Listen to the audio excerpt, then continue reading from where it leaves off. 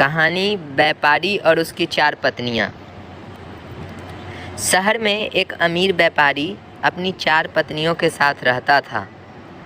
वह अपनी चौथी पत्नी को अपनी बाकी पत्नियों से ज़्यादा प्यार करता था। वह उसे खूबसूरत कपड़े खरीद के देता और स्वादिष्ट मिठाइयाँ खिलाता।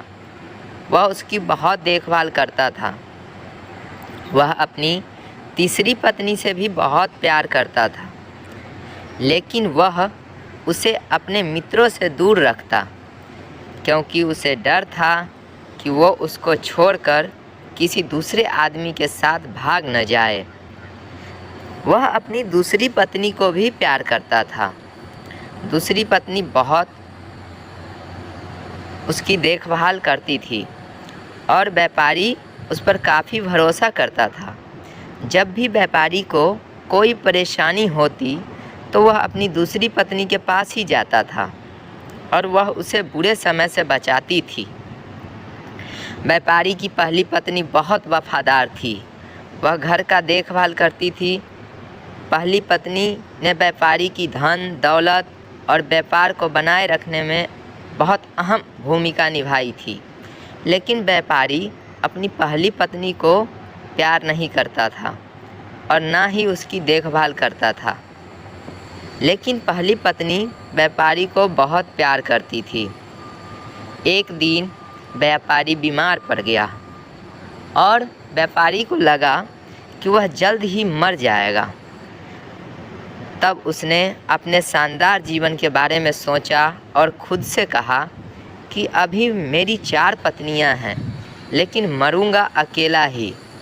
तब उसने अपनी चौथी पत्नी को बुलाया और पूछा कि मैं तुमसे सबसे ज़्यादा प्यार करता हूँ, तो क्या तुम मेरा साथ दोगी और मेरे साथ चलोगी? पत्नी ने कहा बिल्कुल नहीं और वहाँ से चली गई।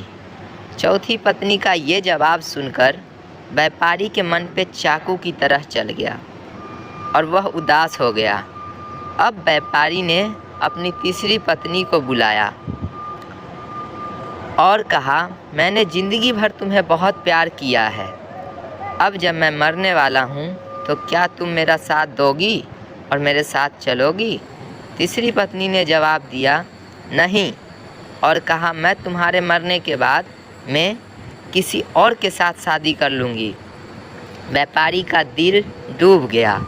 तब उसने दूसरी पत्नी को बुलाया और कहा कि जब भी मैं किसी परेशानी में होता हूँ तो तुम्हें याद करता हूँ और तुम हमेशा मेरी मदद करती हो। अब मुझे दोबारा तुम्हारी मदद की ज़रूरत है। जब मैं मर जाऊँगा तो क्या तुम मेरा साथ दोगी और मेरे साथ चलोगी?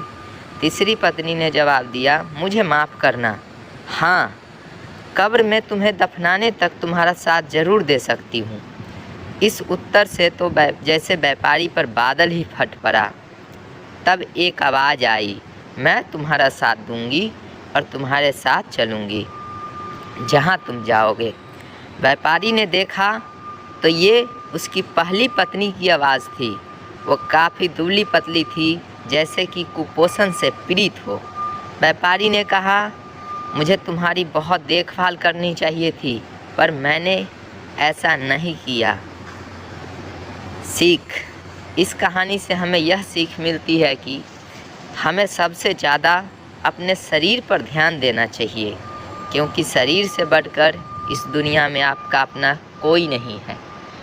अगर यह कहानी पसंद आई हो तो कहानी को लाइक शेयर करना ना भूलें और चैनल पर नए हों तो चैनल को प्लीज़ सब्सक्राइब कर दें।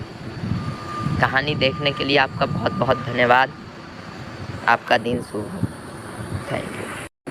और भी अच्छी कहानियों के लिए आप इस चैनल का ओपन करके इसका वीडियो देख सकते हैं। Thank you for watching.